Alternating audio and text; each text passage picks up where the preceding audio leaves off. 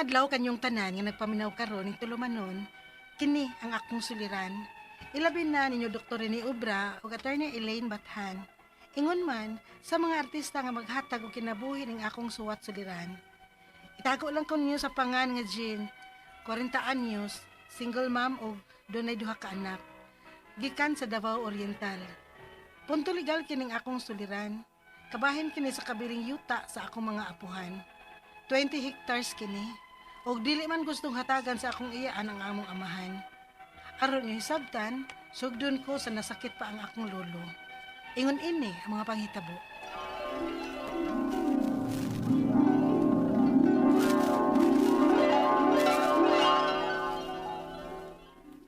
Pa, nagtugon dito si Erlinda nga paduawon kang lolo. Ano man? Nangita man kunos lolo nimo pa kay nasakit man kunos lolo. Ay, tiguan ng sagot kaayos, Papa. Daghan na gipamati. Dibalik sa siguro ang nangyang gibati. Mao gani pa, iguang na kaayo siya. Nya luya.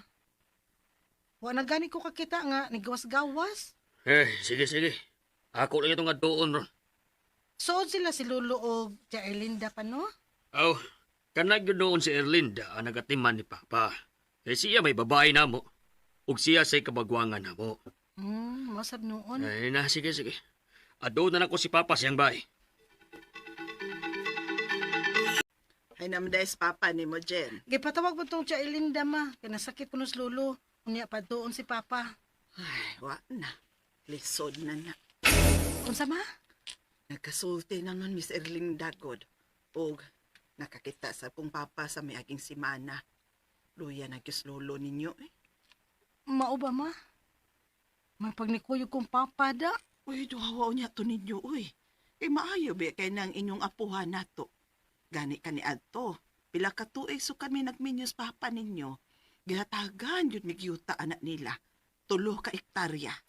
Ha? Kadako gud ma. Oo, uy. O gipangan yun tong papa namong duha ni papa ninyo. Conjugal property to namong yutaa. Mao ba? Unya, asa naman ang yuta karon ma? Oh, pagkasakit ni papa ninyo, God, nga grabe tong sakit ang papa ninyo. Nga abigyod na mo ganig mamatay na. Katong yutaa taon ang nakaluwas ni papa ninyo. Kadto mo'y among gibaligya para sa bayrana ni papa ninyo sa ospital. Ay, mao ba di ay ma? Sayang nga kung yuta. Wala tayo yutaan ni di ay ma. Oh, basig maotong gipatawag sa papa ninyo. Kay na, pamangoy 20 ka ektaryang yutas lolo ninyo. Basin kung magbahin-bahin sila. Aw, maayo unta ma. Kinagplano na ba ya unta ming magbahay si Miguel? Ngita man gani mig yuta nga among katukuran og bahay. Oh, paabot taon say na may tinga nilang papa ninyo dito sa ilang lolo ninyo. Ablay Jennifer, be. Si Papa na ma ay. Oh, Igo raming nagkasulti kaniyot si Papa. Ug namatay na dayon siya. Hala, unsa? wa na des lulo. Hinukwinton si papa. Daan pa yun ko. Alo, kaluoy ni lulo. Wapang gining among maguwang nga si Manang Erlinda, oy. Kaya nga naman di ay pa. Nahiskutan man gud namo ang bahin sa yuta ni Papa. Dili man kuno niya bahinan sa 20 ka ektarya. Kay giyatagan na kuno kong Papa og 3 ka ektarya sa una.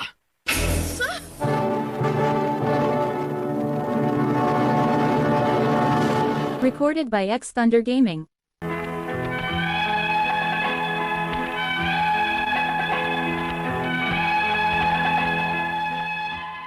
Pagkamatay na sa akong lolo, ang akong iyaan o kamagwangang igsoon nilang Papa, ang gibilinan sa SPA kon Special Power of Attorney sa akong lolo. O gituman gyud niya nga dili hatagan si Papa. Kay kuno gihatagan na og bahin ang akong Papa sa akong lolo kaniadto, kadtong 3 ka ektarya. Kun makakupras gani, dili nila hatagan og bahin si Papa. Unya, Maayo mo, kay kana ray inyong gihuna-huna ang inyong bahin. nasakit magud si Papa tiya. Unya wa may laing kapaingnan. Mao na diha. Wa man ang pingi ang gihatag nga yuta ni Papa ninyo. Luka ektarya ba yaon ta to? Inyo mang gibaligya. Nabaligya man sad to pagkasakit ni Papa tiya. Ay, wa gyud ninyo ang pingi. Wa gyud gani mo magbilin og bisan inyong katukuran og bay. Wa nagi ko kay bawaan na tiya. Ang ako lang karon ba nga mangayo ko sa bahay ni Papa kay nangupras man mo. Bisan para lang unta sa iya mga tambal ba. Nagtuo di ay mong dako mig na sobra gikan sa among nakupras. Nakuwang pa man gani ibayad sa utang. Ha? Utang tiya? Wa mo kay bawaan ang utanga sa. Kay wa man mo'y pagkabana ni Papa sa buhi pa. Pues sultihan ti ka. Dako mi og nautang sa pagkasakit ni Papa. Ni lolo ninyo. Maong kuwang pa pangbayad sa utang ang halin sa kupras. Di man gani ko kakuha sa halin bisag para palit na kong tambal para sa akong high blood. Unya mangayo pagyud mo. Ayaw mo pabagas inyong naongoy. Kay human na mo nakapahimo sa 3 ka ektaryang yuta nga gihatag ni Papa sa inyong mga ginikanan. Tiya.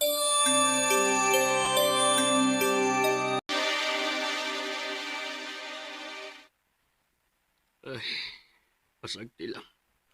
Umaling kamot ang tag-ato. Angay lang unta pa oy nga bahinan ka. Kay ka nang 20 ka ektarya. Kumun man na ninyo nga yuta. Syaro, kadako ano 20 ka ektarya Ay akong ingna, nga dili gyud kanila hatagan anak pa. Pasagdi lang. Ay, paubos lang tagod. Tabangan na tas Ginoo. Ay, paita sa daan na, uy. Anong inana man taon na sila? Milton! Milton! Oh, ngano ka, ma? Giatake ko no siya Erlinda ni mo. Oh, Huwag namatay diretso. unsa?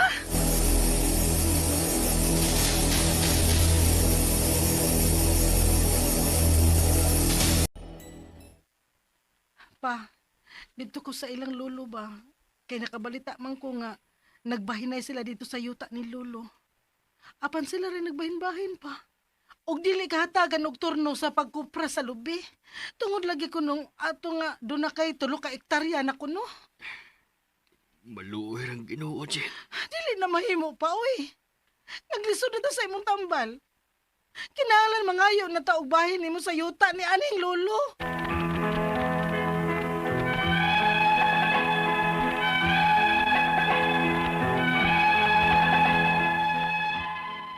Human namatay ang kamagwangan nila ni Papa nga may SPA sa yuta ni Lolo. Nagiyahay na lang og bahin-bahin ang mga igsoon ni Papa og nagturno-turno og kupra sa lubi apan wa i-apil si Papa. Namatay na lang sad si Papa nga wa gyud makapahimo sa yuta ni Lolo. Kami na karong mga apo ang nagkagubot. Ang akong mga pangutana mo kining mosunod. Unang pangutana. Ang akong papa natagaan og 3 ka ektarya nga yuta sa akong lolo.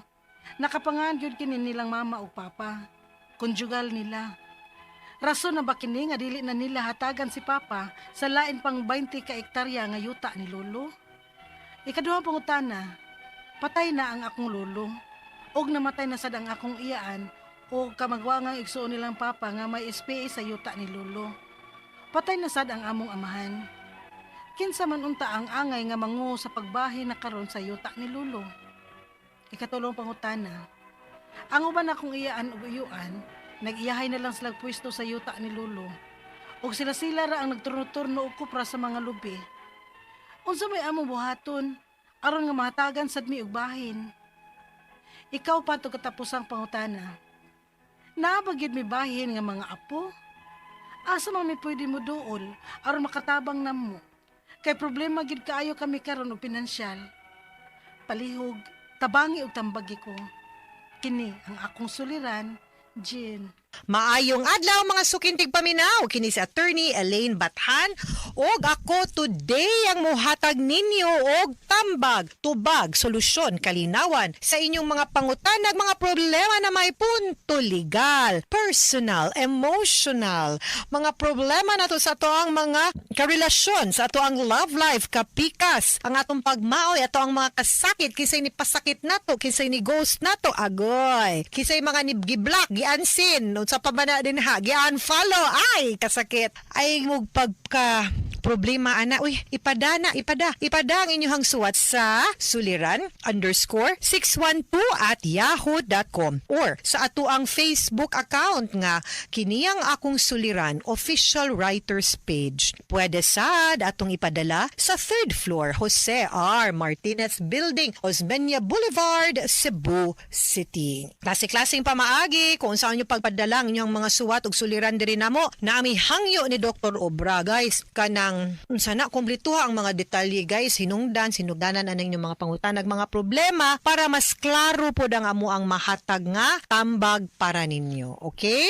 And sa dili pata mo pa dayo, no, ato ang pasalamat sa mga nag-like ug nag-follow sa Elaine Tantengco Bathan nga Facebook account. Ako, guys, no, lately ba daghan magug kay mga fake news, daghan sa king abogaduhon, no, Facebook University of Law nga nya ko man kung mohimo ra bag opinion di pa gyud saktog basihan. Facebook fake news pag gyud mo kanang gina-share, guys. Susiha sana ninyo daan bi ang inyong gibasa, tan-awa ang source, legit ba, kinsa na sila. Di kay magpataka lang tag post, comment, react, repost, share ni day to di mao. No nya, there's so much misinformation tungod sa Facebook. Kibaw ka ang internet unta, no? Makapasimple ba gyud unta nis kinabuhi. It has pros and cons. Pero ang nakabati sa internet these days, disinformation, fake news, no? So ayaw, make it a source of your information, a source of your education, a source by which makatabang mo og decide kung saon pagbutar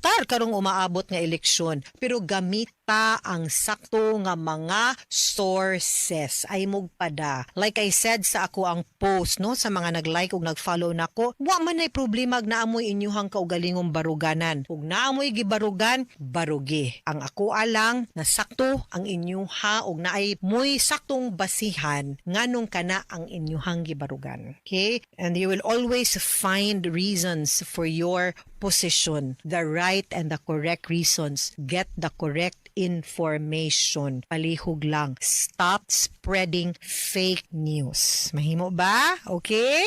And nato ang letter sender karong adlaw kay si Jen. Si Jen gipadani niya ang suwat sa Kiniyang Akong Suliran official writers page. Ug si Jen is from Davao Oriental, 40 years old, single mom of 2 kids. Kabahin sa kabiling yuta sa iyahang lolo, agoy 20 hectares. Wow ha, kadako sa yuta niya. Dili man gustong hatagan sa iyang iyaan ang iya konong amahan. So mo ni ang nahitabo, no? Kay katuna sakit iyahang lolo,